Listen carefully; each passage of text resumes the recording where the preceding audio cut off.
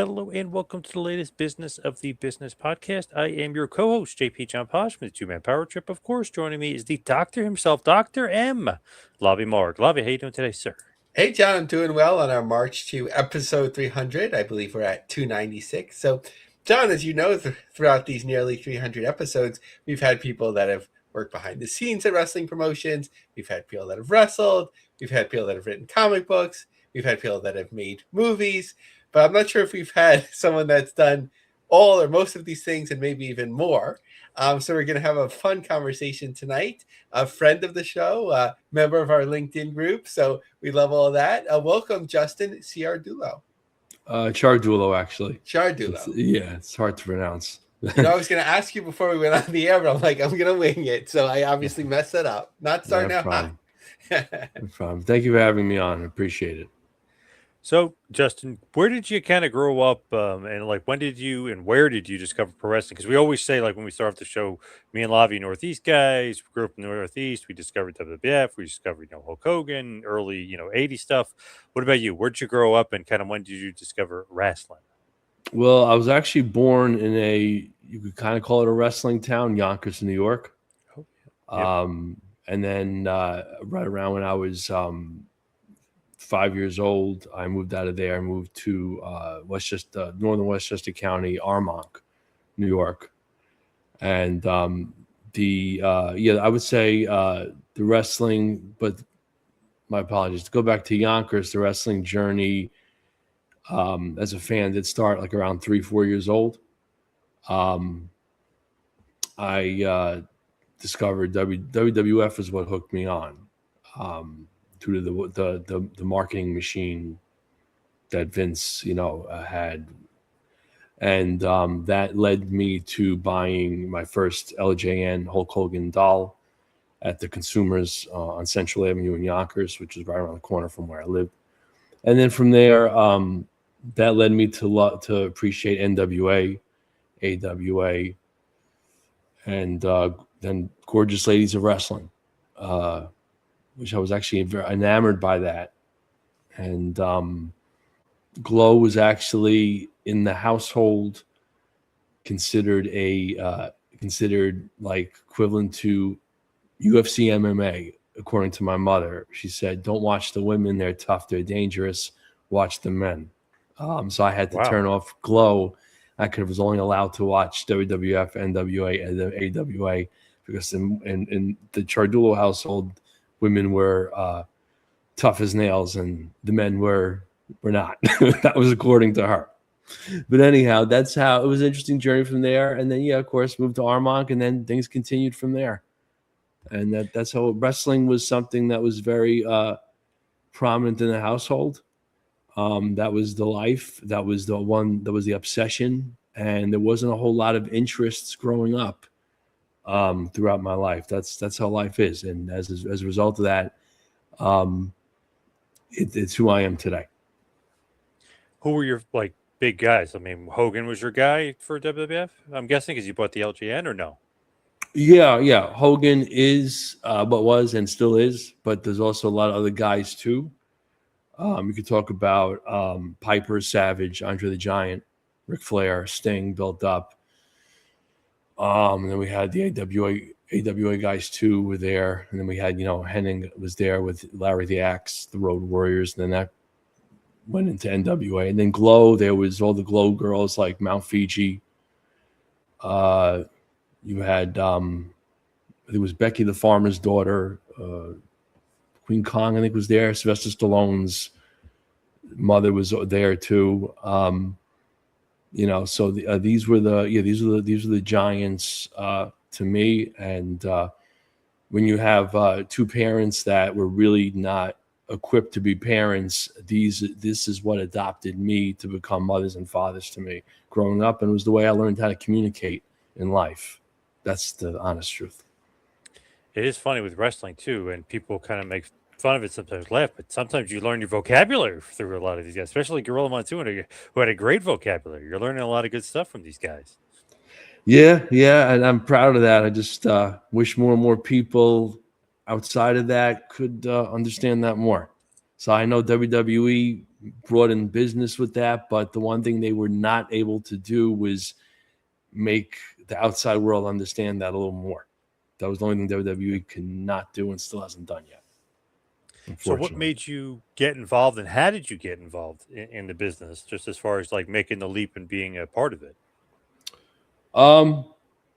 Because it consumed my life so much, I that's what happened. I had an obsession with so much that there was really never any interest. Like I was never into playing a game of tennis with the other kids my age, because I moved to a more of a this town that took pride in golf and tennis and things like that. Never played games of tennis with them. Never played games of golf with them. I was definitely in the town of Armonk. That's a town where you either are hanging with the boys and the girls, or you're the misfit in action. And I was the MIA, the misfit in action. So that as a result of that just so I was so obsessed with that, we would start doing this backyard stuff in around 14, became known. And as a result of that, though, the tennis and the golfers and all these other people, let's just put quote unquote, started to find out about this stuff that we were doing. And they were saying, "Oh, so Justin, I heard you're playing WWF with the friends," and joking around. And what was interesting about the town of Armonk, and I still, despite what happened, I take pride in that town, because towns like that, there's this stigma where, oh well, it's such a demanding town, and you have to kind of either beat them or join them. But the more you stand your ground and you say, "This is who I am," because we had another group of guys that were heavy metal heads. And they were so confident in themselves that the more you stand your ground, more you say, "This is who I am," they'll give in. And that whole mentality in the town of Armonk is either you beat them or you join them. As long as you're persistent and you show more of a kind of leadership role within who you are, they're going to give in, and they're going to give you a hug at the end of the day. It may take a long time, but it will happen. So you enjoyed getting into it, or were you thinking like, obviously post backyard wrestling, like getting into the business, you enjoyed that aspect of kind of getting in, or was it a little bit of I don't know, like not exactly what you expected? That's interesting you mentioned that. It was really, you see, growing up in the 80s and 90s, I expected to enter in that type of way. And then I entered in 2004, and we uncovered this in the documentary, in the film we have out. It wasn't the way I wanted it to be. I wanted more that 80s, 90s feel. I feel like back then we had more of a more characters. And I'm not saying we have to go and create a character to stand out. I think we were able to be a little more vocal in that era. So I entered in 2004, and I feel like things had changed and weren't like what I had appreciated growing up. Like, I give you an example, and I don't want to really blame this on that company. I feel like maybe Ring of Honor set a tone in 2002 when they came out with their vision, and that maybe changed things over time. And people said, well, I want to stick with this type of thing. We could maybe say Bret Hart caused all that to happen. Maybe, I don't really want to say for sure, but I came up with a character, Gia Savage, where it was non-binary, LGBT, we call it transgendered. It was a lot of things, a variety of things. Some people may question the integrity of the character due to some of the interesting components of it. So that character was created. Was it perceived well by people backstage back then? It was a hit or miss thing. Maybe now it's going to be more appreciated with today's roster and things like that. But back then it was hard. And also, I remember even doing a show with NEWA, which that was my home company and my most successful run. And I still live for that company like it's still in business today. That's how weird it is. But with that company, for example, greatest run and all, best run, I got a complaint from the roster, the backstage, saying they're giving me slack for the character because that's how controversial it was. But there was also other influences along the way for that character development throughout the years, and I guess we could owe Chuck Rockin' Rebel Williams for that. I know that's a very controversial name. There's a story behind that. I don't condone what he did, but he added layers to it, specifically in 2008 when you saw me come into NEWA. You see a bit of Rockin' Rebel in there. If we remember, if we know, sometimes tragedy leads to ascension. And sometimes you deal with some hardship in your life and some tragedy and some letdown and something that really mortifies you to the point where that adds layers to your character. So that was one thing too that happened. But that character was very, very highly controversial that it really, I would say, exceeded the LGBT community. That kind of was like, okay, well, what is this now? There's obviously a lot of pain and trauma from the wrestling business, specifically on the indies, with certain characters, certain people this guy dealt with. So what is this now? And there's videos of this online, and the documentary uncovers this, and you can see that the passion of professional wrestling, the tone of my voice, the stuff that happened along the way, you could tell is very, very prominent within the Match to Kill. And that's one thing I do want to address. So, yeah. So it's an interesting time. Definitely throughout the time. Was it perfect? No. Do I want another opportunity to correct that and make up for that? Absolutely. Absolutely. I do want another run on the indie circuit. I do want to make up for that those moments. I feel like it was good, but there was a lot of bad. And I feel like I need to have another opportunity to make up for that, because sometimes it's hard to look in the mirror at yourself, wake up in the morning, go to your day job, and have to live with the fact that you made a ass out of yourself throughout a number of indie crowds throughout the Northeast, New York, New Jersey, Pennsylvania, things like that. Yeah. We have to have another run out there. I'm scared to death, I will admit, but it has to happen because I can't keep living with this.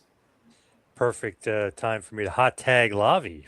Yeah, and I am from Yonkers, so there must be something in the water, and kind of get what you're saying. I went to high school in Mamaroneck. Actually, I was kind of cool that Court Bauer was based out of there. I'm not sure Rochelle has the Yeah, I'm not sure if he actually moved to South Carolina now, or that's just where MLW is based, but a lot, centers around there. So, it's interesting. Historically, I actually am working on a book right now, going back to television's earliest days, and Gorgeous George, I think he played off of some of society's discomfort with somebody that wasn't portraying what was perceived as what was masculine, somebody that identifies as male. How should you act?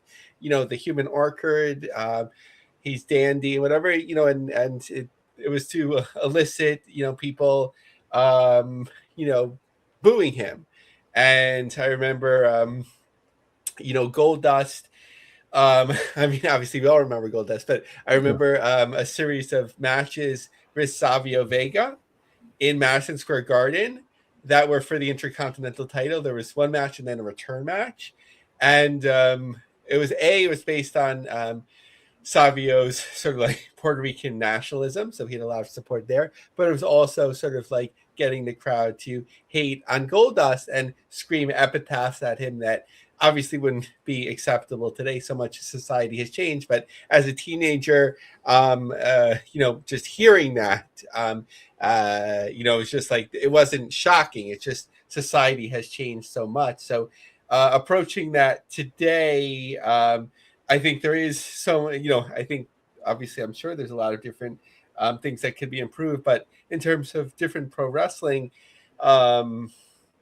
outlets and different flavors for everyone, I think it is quite different. And what would you say, have you found like that there's a positive change in the business to acceptance and coming people that have different perspectives and lifestyles and so on? I would say so, maybe to a degree.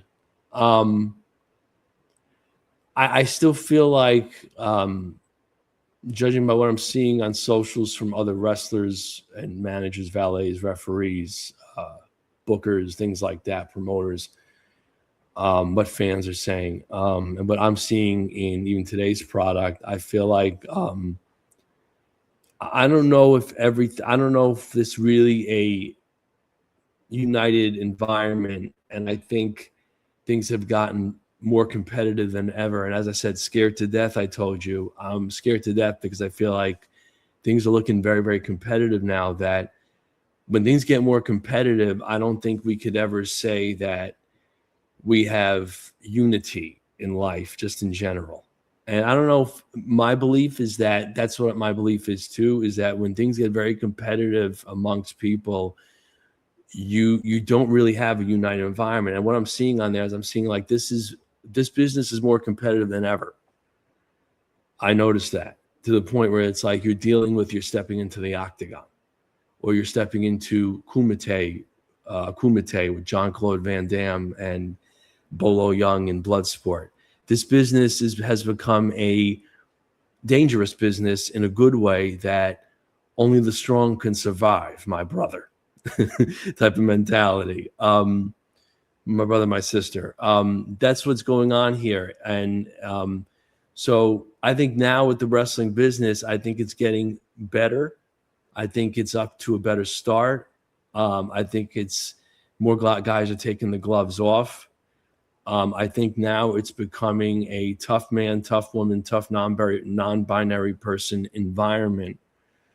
And there's even guys that I grew up working with in the past that I'm seeing them having companies in New York. I don't know if you're aware of World Wrestling Extreme, Fatal Wrestling Federation in New York City, in the Bronx. I don't know if you guys come across them at all. No, but I do want to know where it is. Maybe it's not too far from me, so I will. I'll check it out, depending on where the Bronx divides. As you know, it's one part could be quite far away from the other, but if it's near the Northwest Bronx. Well, I'll give you an example of that. Yeah. I know one of the gentlemen that does the training, Mel Blind Fury Sanchez. He was just on the Steve Wilco show. I worked with him in the past, and we actually have a talk show that we did together that's up on YouTube back in the day. So Mel is also an MMA fighter, does kickboxing, and he's no joke. He just battled a bunch of collegiate wrestlers from the Fordham University in the Bronx on the street for bashing pro wrestling as being we're superior to pro wrestling. Now, I think Mel does have a high school wrestling collegiate or amateur style background. He went out on the street, and it's up on social media, and he wrestled the Fordham University young man out on the street defending pro wrestling, saying, we ain't no joke. This isn't as fake as you're thinking. Also with Mel, there's another guy that I think is one of the toughest, most dangerous, best pro wrestlers in right now. Well, maybe domestically more, but getting there internationally. And I want to say his name out. I hope he's listening right now. And that's Lee Jackson. Lee Jackson. This guy's an MMA fighter. This guy does kickboxing too. This guy is no joke. This guy is also cinematic. When he talks on the mic, you feel like you're watching a martial arts movie from the 80s. You feel like this is the guy that's going to take down Jean-Claude Van Damme. I'm shaking in my boots. I don't know what I'm going to do. This guy's going to be the future when it comes to places like Japan, and things like that. This guy is a dangerous professional wrestler. And I know people are saying, oh, he means that I'm going to get hurt in the ring. No. I mean that when you work with the guy, you're going to be in for the fight of your life. You're going to get a great match out of this guy. But I'm telling you, you mess with Lee Jackson, the guy may potato you and say, no, you know what you got to know what you got to do. This guy is no joke. Mel Ramos is no joke. I say to myself, and when I think about scary places, WWX and FWF and those guys embodying that make professional wrestling look like the most dangerous sport in the world. So, Justin, sorry.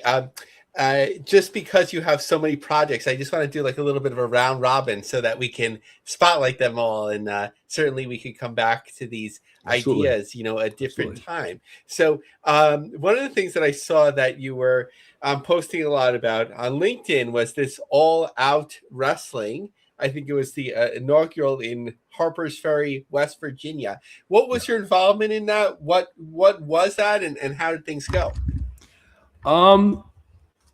That was more a market. I know the one of the owners, Matt Cross, aka Carter Matthews, is his real name, but we worked together in Jersey when he was Matt Cross. We knew each other since he was 15.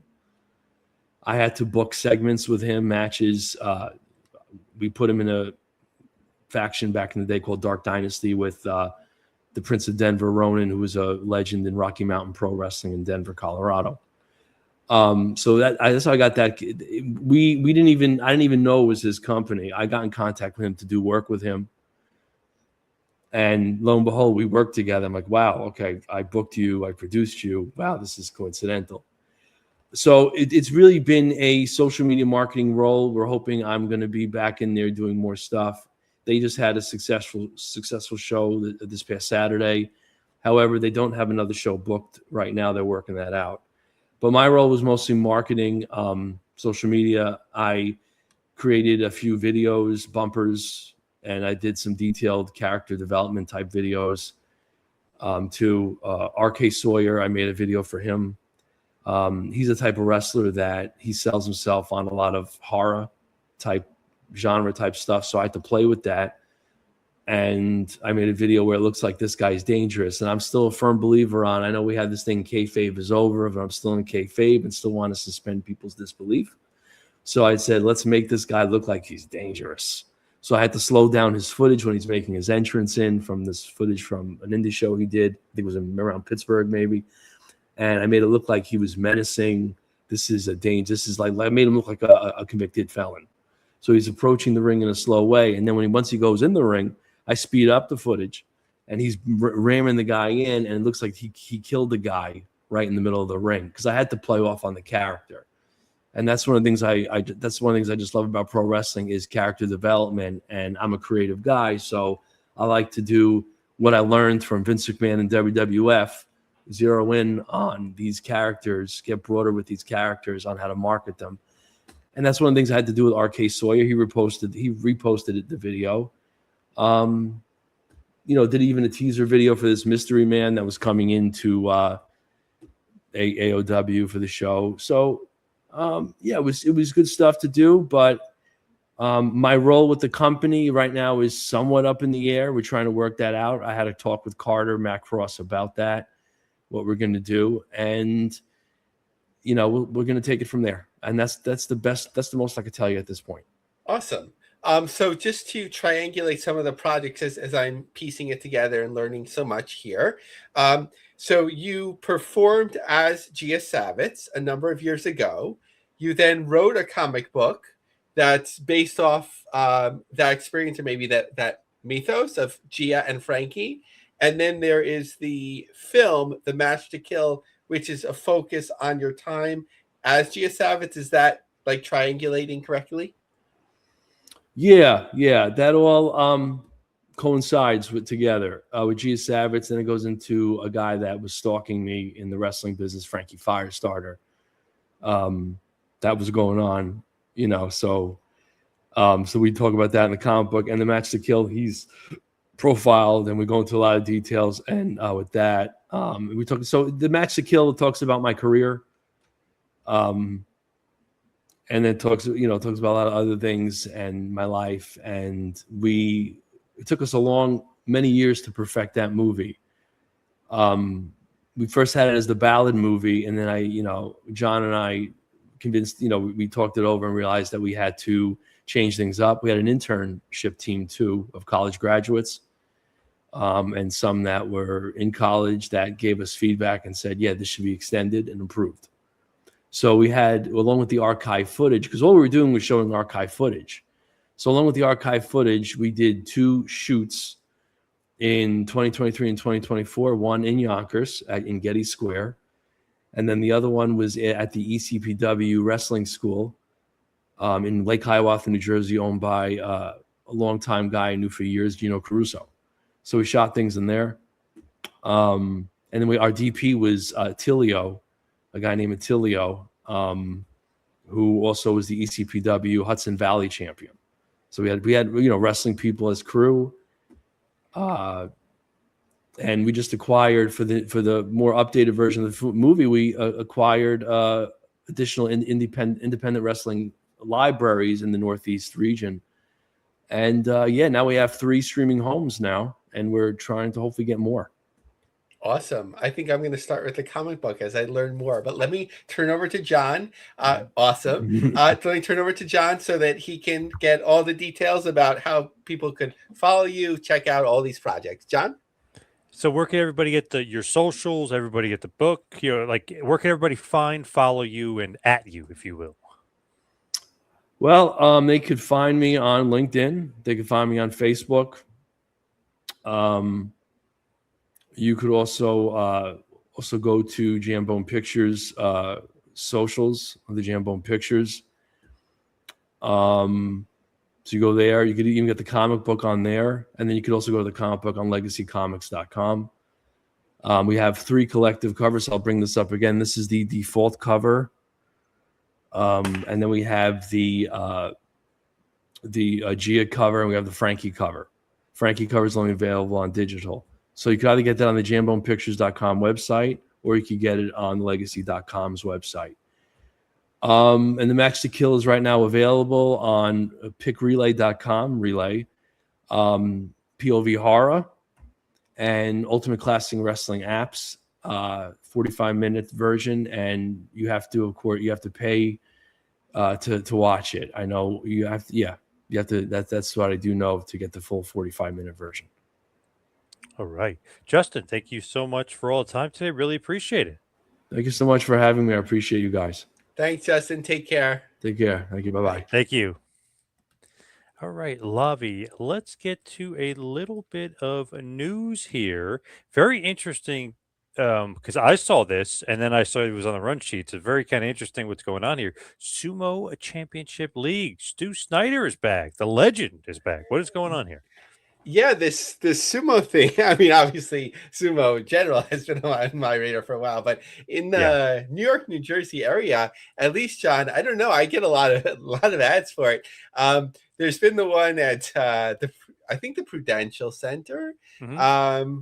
There's been like a big sumo event, but then there's something called Sumo and Sushi, which is something quite different. And that one sounds really appealing to me, like finding like a cool venue and like, a top sushi chef and whatever it may be. I haven't made it out yet, but that one sounds interesting. But Stuart Snyder, legendary president of WWE, later worked for Turner. I think as WWE president, he negotiated the purchase of WCW, if I understand correctly. But you haven't heard his name attached to wrestling in a while, and kind of like in a very different way, we have the Real American Freestyle. Like people with a pro wrestling background sort of are looking to play off of that. Like, is there a demand for like big time combat sports, maybe in a similar but different way? So Sumo Championship League will launch live pro wrestling events in fall 2026 across major U.S. markets. Authentic sumo competition, season-long rankings, and champions. Elite heavyweight athletes from around the world, including accomplished sumo competitors and crossover athletes. The crossover part is interesting because, maybe they can recruit some particular names to participate, but maybe it would have to be like a separate division, right? Because somebody that's a sumo champion, they throw you in 2 seconds and it's over. So, but as described in their press release, Snyder previously served as president and COO of WWE and Feld Entertainment, the circus, overseeing thousands of live events worldwide, and COO of Turner Broadcasting, Animation, Young Adults, and Kids Media Ventures, leading Cartoon Network, Adult Swim, and Boomerang. Multiple award Emmy awards, of course. This part was interesting. The company secured initial funding round to support the league's launch and long-term growth with a current valuation of $25 million. They plan to generate revenue through live events, sponsorships, media rights, merchandise, licensing, and future international expansion opportunities.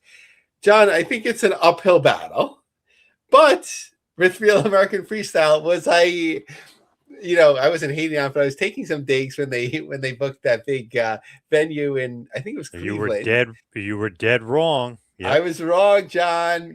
I doubted the immortal one, Hulk Hogan. I doubted your friend Eric Bischoff. I didn't know who those other guys were, but I had heard of the Real American Beer by then, and they have created a foothold. What would you think the prospects are for this? What might go well? What would be the challenges, you think? I just feel like there's a definite possibility there. Just because these niche sports that you kind of don't think about, then all of a sudden they pop up and they already have this built-in fan base. Because I have a buddy of mine, and then another guy I know that like always will message about these sumo, like at Prudential Center and stuff. I'm like, whoa, like how will they do there? And like, well, they did pretty good. So I don't know. It's one of those things where I never doubt these guys like RAF too at first, even when you were saying like it's like I don't know, Hulk, real freestyle wrestling, I don't, and then all of a sudden there's a niche for it, and there was already a fan base that was already like, kind of ready and eager and willing to watch it. So I don't know, I'm not doubting that at all. I'm wishing them well for Sumo Championship League. Yeah, good points. And look at Bare Knuckle, right? Like, yeah, it sounded ridiculous when I first heard of it, and then look, there, Fenway Park, and they're coming back to New Jersey. Yep. Hey, look at pickleball. Remember you used to rip on pickleball? Look at pickleball. ESPN the Ocho. I just has your son ever watched Dodgeball? Yes. Did he like it? Yeah. Oh yeah. Yeah. Great I movie, introduced it to my kids. My son is the same age, and my daughter is 16. And they're like, "Dad, you like such stupid movies," but they liked it too. It's great. If you can dodge a wrench, you can dodge a ball. If you can dodge traffic, you can dodge a ball. So we'll see. But I are you a sushi guy, John? Love sushi. I actually just had it last week for dinner. Nice. Okay, so went out of my way to get it too, by the way. Nice. Next time I see the sumo and sushi one, I'm gonna give you a heads up. See if our schedule. Yeah, I might do that. Yeah, I might do that. That actually does sound like a good idea. Speaking of good idea, you were saying that obviously this is something in the summer where you put a wrestling show in a summer town. It's more of like a walk up kind of thing. Like you're not necessarily going to sell a bunch of tickets beforehand, but during the actual week and during the days leading up, there's so many people in town that you're going to get a good fan base and you're going to get it. So how did ISPW do for their summer wrestling, and what are some beach towns and baseball stadiums? How do they all do? Yeah, John, you sent me an awesome picture. Now, I never had the chance to ask you, was that your picture? Did you go to the show? No. I actually, because I'm friends with Tommy who runs it, I was just looking at his Facebook page to see if he had a picture, and he posted it like, boom, right then and there. So I saw that he had the picture. I was like, wow, great picture. Not only that, did you see they're running again August 20th? Like literally in like venue? 3 weeks. Same venue, yeah. Because they did so good, they said, why don't you just do it again? And like, obviously, there's still going to be ton of people there at that point, so they asked him to do it less than a month later. Kind of crazy, but I love it. You know who's going to move his way up to the main event, John? Val Venus. Yes. Yes, he drew, baby. Yeah, he got a lot of attention. I'm not sure who you'd place him against, maybe like the Progressive Liberal or something. But I love that. Like that walk up, that beach town. When I lived in Long Beach, New York, they didn't have actually, I think it had been, now that I'm doing my own research, like a place where there was different, like larger size venues for shows. It's not that town anymore, a type of town anymore. But just like people are hanging around, there's not, that much to do. And if you could bring them some entertainment, that walk up could do really well. And as the picture that you showed me, there are, of course, seats to be had. But it looks like it did quite well as well. Yeah, what, like 700 fans, just about? Yeah, that seems right, because WrestleTix had, in terms of the reserve seats, 546, because they expanded the reserve to 714. But then, there's bleachers or risers or whatever. And yeah, I would say about 750, and you could probably vary that by 100 one way or another. What else? Like Atlantic City, I wasn't even thinking about it that much, that, when WWE Raw and SmackDown went there, and I think they did quite well, Boardwalk Hall. that it was a summer type of thing. The GCW homecoming thing, I don't think about it as much of like that it's a summer type experience. But it's kind of they're at the beginning of the summer and then the end. The end of the summer has kind of been a struggle for a while. We'll see how they ultimately do. Whereas the deathmatch ones, they do well. But Point Pleasant Beach, New Jersey, there's the Fight Factory. That got a fair amount of attention recently. Coastal Championship Wrestling, Sun on the Beach shows, Beach Blast, Beach Party. Everyone has that idea. And then there's the ballparks. Of course, we saw AEW do a little something there. Northeast Wrestling, some of the main shows that they do now, the bigger shows are baseball stadium shows, especially in Ohio. The Bash in the Ballpark, the second one for GCW, it seemed to have a lot running against it with the weather and everything like that, but we'll see if they come back next year. The AEW Brawl in the Ballpark. There's a variety of minor league baseball games, and then there's also the fair and festivals that a lot of promoters seem to do well on, John. Like, if you were to think about it, like, is there any opportunities that are being missed in the summer that certain promotions of certain scale should focus on? What else can you capitalize on? I don't know. Sometimes it's hard though, because I know if you're in a like beach town like Wildwood, that seems to be like a good spot and a good draw. You bring in some legends, some names people know. You could draw pretty good. But I feel like maybe some other times people are just on vacation. It might not be the best time unless you're in a beach town.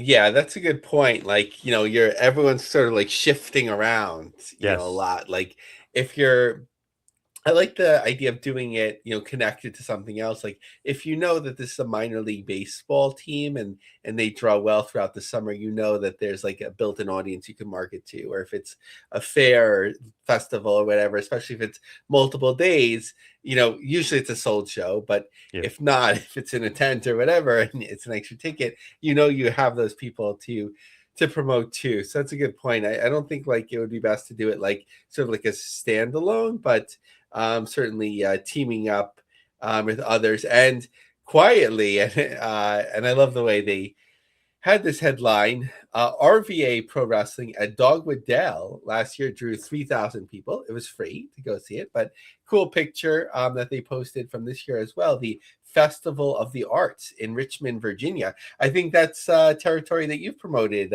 conventions in, John, right? Yes. Yeah. A few times. Yeah. A good area down there. Good wrestling fans down there. I love it down there. Yeah, I love that. It's like it's not too far from like, the South, but it's not too far from the Northeast either. So it's like a Yep. good gathering point. Yes. Now, speaking of some wrestling, what's going on with the NWA? How did they do in Philly? So Natalia had uh or Natty, I guess better way to say it. It had said it was sold out. I'm not sure, but in terms of reserved seats, 600 of the 662. So they had a big pickup within a few days, which we sort of expected. A fair amount of buzz coming out of that. I want to see the Morton Carino match. The Next Generation. I've been a fan of both for a while. But something interesting to me, maybe it's nothing, but maybe it's something. Lou DeAngeli was there. And he Yeah, is thanked he working for them? What's he doing? Yeah, that's what I was wondering. He thanked the NWA, Billy Corgan, Giselle Shaw for the invite tonight. I think I will come back. So I think that would be really smart because, we've talked about this combined rating, and it seemed like this show did do well, at the end of the day. But he's one of those pieces on the board if he's available to support pro wrestling, that it would be a great person to have in your corner, at least on a show by show basis. So that's something to watch. And they're doing a nice job sort of tying in their affiliates to have interesting shows. So the Empower shows with Kenzie and Kylie Page, hosting it through their promotion. And I think they're the KFW. The sisters, I think they're talent that are really ready to break out, John. Like, they haven't gotten a lot of attention. Sort I of agree. being sisters and something. There's that unique element. Then there's the showcase that they're building to August 15th at the Harley Race Arena. So WLW, and one of the other promotions is sort of having like a qualifier. So it's nice to like see that like threaded in. And then NWA Chicago, which is Billy Corgan's promotion directly, as well, is doing a show August 28th, and on his posters, most of the talents that we're familiar with that are just NWA regulars, whether they're under contract or not. So as far as TNA wrestling, they lost some talent. They lost Dreamer as the booker, but that doesn't matter with the viewership, right? I mean, AMC, they've done the best viewership they've done in a while, right? And it seems like they're drawing okay. Yeah, I think if the Road Dogg was coming, he's missing out. Yeah, he could take credit for this. Yeah, Yeah, exactly. If he showed up 2 weeks ago, he'd be golden. But you have to, just when the rating's bad, I hope I consistently say it as well. But like you sort of these ratings can swing wildly one way or another. But as they were doing lower ratings, we were noting that very much. So certainly in the last 2 weeks, as they do record-breaking ratings on this platform, and better numbers than they've done, I believe, in 8 years on different platforms, 307,000. So there's something, a lot cooking there, more than something. And just looking at the numbers in terms of live events, that could be a struggle. Philadelphia is picking up on the 30th as we're recording this. We're a day out of that. So that's 1657. The following day is 1006. These are all WrestleTix numbers. Brampton, Ontario, August 27th and 28th, I believe. Or, 27th and 28th. Yes. So 723 and 830. I was just curious because like they're co-promoting with Len Asper's owned Brampton Honey Badgers, the minor league basketball team, or at least the Canadian basketball team. Like how well do they do? So it's a fairly good sized venue in terms of like 5,000 people potentially, but they tend to average about 1,400. So you can play off that, but it's not like, you don't have like a big gathering of that. San Antonio in September is looking weaker at the moment, about 700 tickets for each of those shows, and then not yet on sale. They've been announced for a while. Tampa, Edmonton, Calgary, El Paso. So that's through the end of the year, and they wanted to get ahead of that. I think it was a good idea to announce throughout the full year. When they come back to 2027, John, what do you think? Because sometimes there's this like, we're going to book venues, big venues, and sometimes there's austerity. And sometimes with the talent, we see like, we're going to be signing all these name talents. Another time you see them cutting all these name talents. And then there's hiring of executives and then firing of executives. Where in 2027 do you think they'll be, especially related to like the type of venues that they book, John? I don't know. It's weird because it's like you think that they're growing, and then all of a sudden it stagnates, and then all of a sudden the ratings are popping again. So it's like, man, like, do you run a mid-level? Do you try to go bigger? I don't know. I'd stick with the mid-level, and maybe for the pay-per-views, PLEs, maybe go for something bigger. Yeah, that's a good point. I think like the Brampton one, just because it's like so baked in, and even though it's multi-thousand seats, like that's something like, that you have. And, you don't want to like cut back so far that it's like noticeable to the viewers, but you could do those specials, maybe 2,300, it's played out, but like you could tape there a couple times, and maybe even now that they have the relationship with OVW, like you don't want to overuse it, like in and note like sort of like the history of it, but they have the Hot Point Arena over there in Kentucky, so like that's something you could do maybe 2 shows a year where you have 2 tapings each, and like if you could cut down on your costs 20% if they need to, like you could throw those things out there. But I think booking venues that are 10,000 seat or more, it's just like ridiculous unless it makes sense for just the cost of it and so on. How about Maple Leaf Pro? What the heck is going on with Scott D'Amore and Maple Leaf Pro right now? Yeah, so a really interesting article. Actually, I don't think I had sourced it here. I had meant to, but the article title is "Inside the Big Bet to Make Canadian Pro Wrestling Matter Again." So I'm just going to read most of this. Backstage at Maple Leaf's first TV taping, everyone seemed to know exactly where they need to be. Camera operators wove through the curtains as production assistants threaded cables around wrestlers who stretched and taped their wrists. The air smelled of menthol. A few feet away, a woman holding a championship belt was slapped across the face by a fellow wrestler. Well, I wonder what that situation. For a moment, the room went quiet. Let's try it again. A producer called as cameras got back in position. The wrestler DSotR took the slap once more, and work resumed. The scene took place in St. Clair College's Sportsplex in Windsor, where MLPW was filming Mayhem show, the 12-episode TSN deal that aims to lift Canadian wrestling into the mainstream. Canada's produced some of the greatest, from Hart to Trish Stratus to Sami Zayn to Omega, but building a sustainable wrestling ecosystem here has proved more difficult.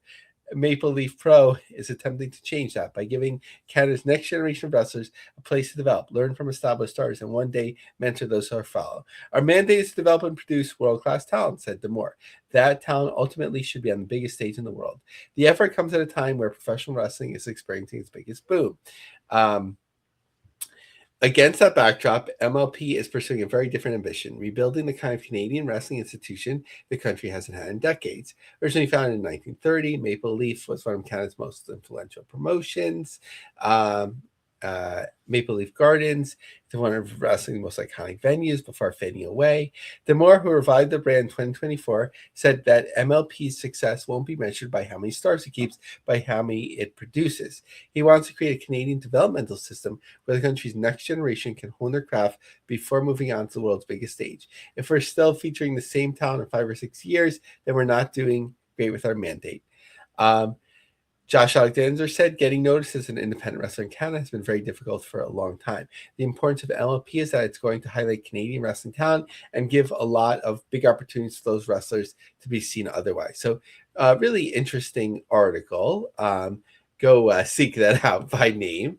But it also speaks to, John, what Speedball Mike Bailey was talking about, that it seemed like very difficult to break through from the Canadian scene into the U.S. scene when there was just WWE before AEW, putting aside the fact that he was banned, I think, for 5 years from coming into the U.S. because of maybe some visa issues and so on. But yeah, creating opportunity. I guess that brings up a point of like, first I had it and I took it away, but I do want to mention again, like, yes, Speedball Mike Bailey was put on the Montreal card. I think he did, was spotlighted during the actual show. But John, it really seemed like, with only selling 7,000 some odd tickets, it really seemed like a missed opportunity not to highlight him much earlier.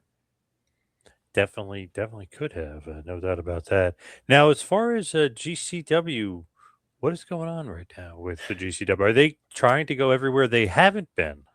Yeah, so I'm Brett. I'm sorry, I'm going to be a little bit candid and harsh on them tonight. No. So GCW needs some direction, and I think, in terms of not watching every show or even most shows, or what it may be, like, if somebody has the temperature of the promotion and those stars are there and they're about to get there and so on, but in just looking at the ticket sales, which it's hard to see, like, okay, beyond the second row, how many have you sold? Who's the breakout star? Who's getting attention? And so on. It seems like they're kind of stuck in a period and their goals are misaligned for what they need to do. This, the death match, the match that changed my life. Why am I blanking, John, right now? Zack Ryder, Matt Cardona? Yeah, Matt Cardona, Nick Gage. And I'm sure it's a great Giancarlo, who's a wonderful producer by reputation. I want to watch this, but like, it's a lot of like, can we get past that moment? Can we move past that as a promotion? It's kind of like GCW is in that like post-Attitude Era stage where nothing will be better than it was.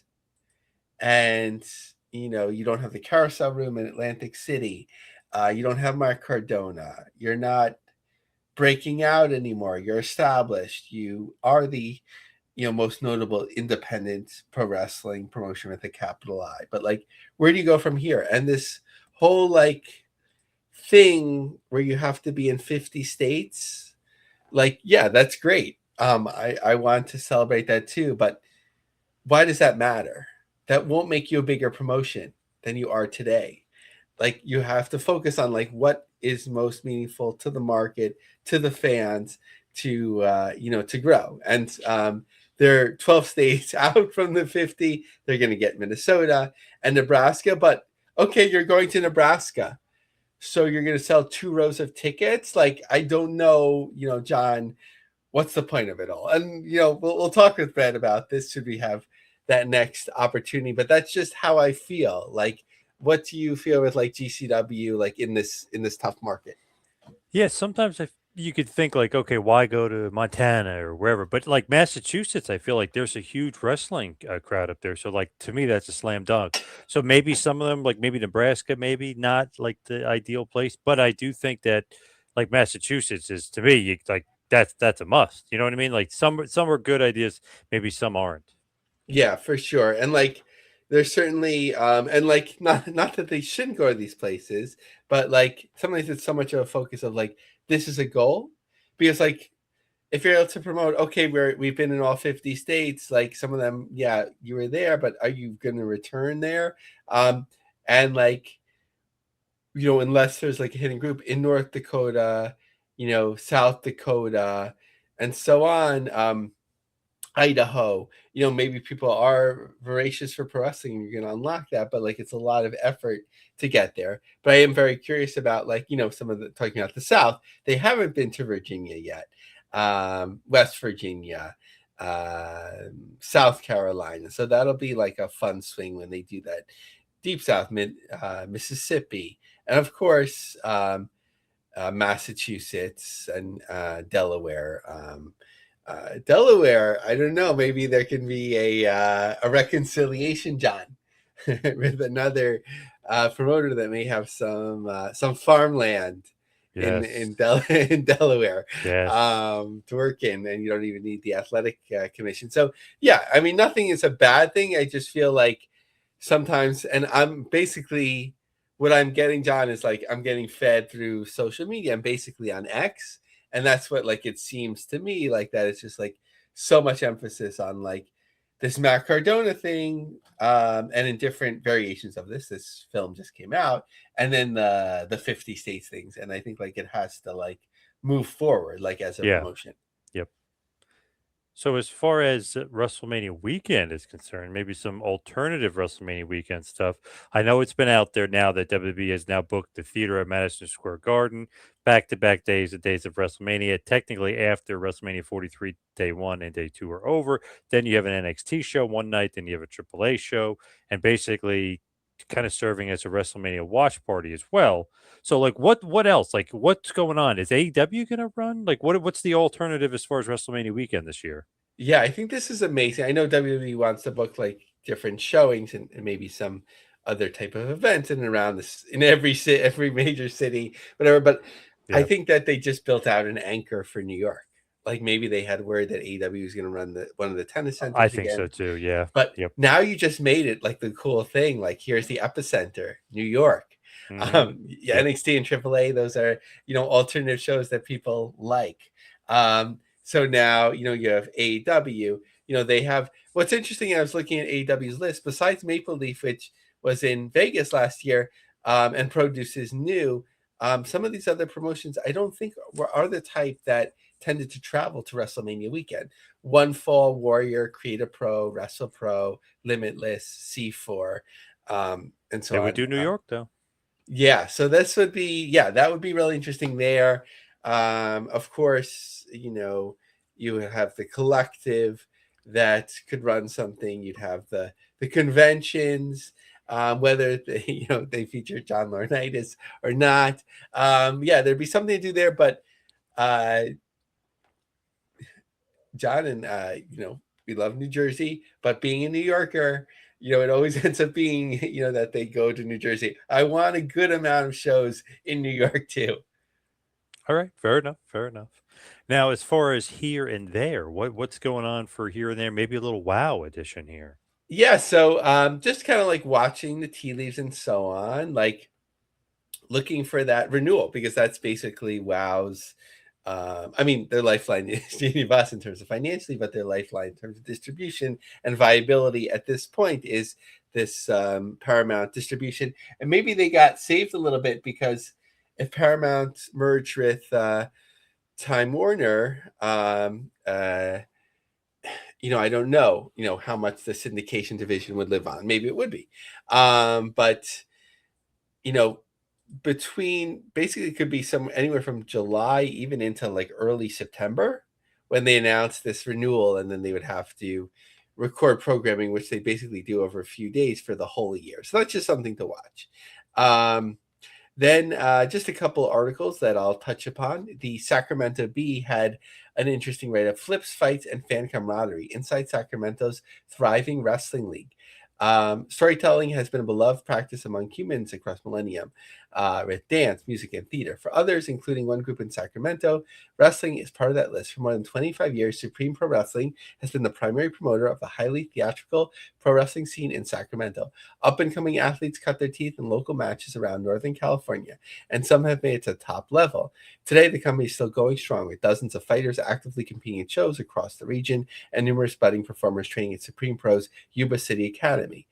So that's one interesting article that people should seek out. And the second one, this one is actually quite long, so it's taking me a moment to get there. New South Pro Wrestling looks beyond the ring. This is from the Gazen Messenger on July 24th. This year, the owners of New South Pro Wrestling made a deliberate decision to bet on themselves with higher investments, broader promotions, and more shows than ever before. Those decisions have culminated in the company's biggest anniversary show yet, August 8th at the venue at Coosa Landing. For New South partner Justin Coleman, the event represents more than another wrestling card. It's another milestone for a company that began with a small hometown show in Hartselle and has grown to a traveling promotion. When Dump Sanders, one of the original partners who established New South in 2015, invited Coleman to one of his shows, Coleman had been active in wrestling rink for 5 years. He messaged me on Facebook to try to come to a show and check it out. They're doing something cool. I was like, man, this would be cool if I ever got back to wrestling. I would wrestle here. Months later, Sanders reached out after another wrestler was unable to make the event. Despite some hesitation, the man known as Cabana Man Dad agreed to step out of retirement and back into the ring. What was meant to be as a one-time appearance turned into a 9-year return to the ring. The best thing in the world is that the energy from the crowd and this organic feeling like you did something so emotional that the people are crying, like they've just forgotten it's a show and they're invested in you. Although Coleman retired last year, he remains deeply involved in New South, taking on a new role behind the scenes, a role that's changed drastically in the last 20 years. I wear the promoter's hat mostly now. We have one partner that does the booking and putting together cards, and the third partner goes after sponsorships and partnerships. So that's a really interesting article and a notable promotion as well. And John, this was interesting that All Caribbean Wrestling, somewhat controversially as a promotion, is an emerging, this is from a job description, is an emerging professional wrestling and sports entertainment platform serving Caribbean and Latin American markets. This was an interesting line, and I mentioned it. Through its relationship with the WWID program, AEW provides an important talent development pathway for wrestlers across South America while expanding the visibility and commercial potential of pro wrestling throughout the region. So I was trying to figure out what that meant. Maybe they've booked some ID talent from time to time, or they've worked with a promotion that's like one of those 5 or 6 that's like sort of like affiliated, and they have that relationship. But there's certainly nothing directly that I'm aware of. And finally, just to throw this back out there, because I mentioned it before, August 20th, Wildwoods Convention Center, Wildwood, New Jersey, ISPW Legends of Wrestling Night 2, as far as 2026 is concerned. It returns that Thursday, August 20th. Obviously, they've got all their ISPW regulars, but Sergeant Slaughter, Demolition, Gangrel, Bushwhacker Luke, Sandman, Doink the Clown, Dawn Marie, the Headbangers are back, Snitsky, and Just Incredible. So a whole different lineup of legends added. So I like that. Very cool stuff. ISPW running again, same venue this year, backed by popular demand, obviously. SGT Slaughter in the house. Yes. Thank you, Tiffy. So let's wrap up this bad boy and head towards the plugs. Follow me on Twitter and on Instagram at 2Man Power Trip. How about you, Lavie? Follow me on X, Lavie Marg, LAVIE, Join our LinkedIn group, just like Justin, the business of the business. Check out my long form articles on lioncubjobsearch.com and check out my books, Ultimate Fighters and Trump Mania. BBC today called it, I think, Tramp Mania, but it's Trump Mania. So support the books, support the show, rate us, review us, share, like, help us grow on the road to episode 300. All right. Thank you, everybody out there, for listening. We'll see you right back here next week for the next business of the business. We'll see you next week, folks.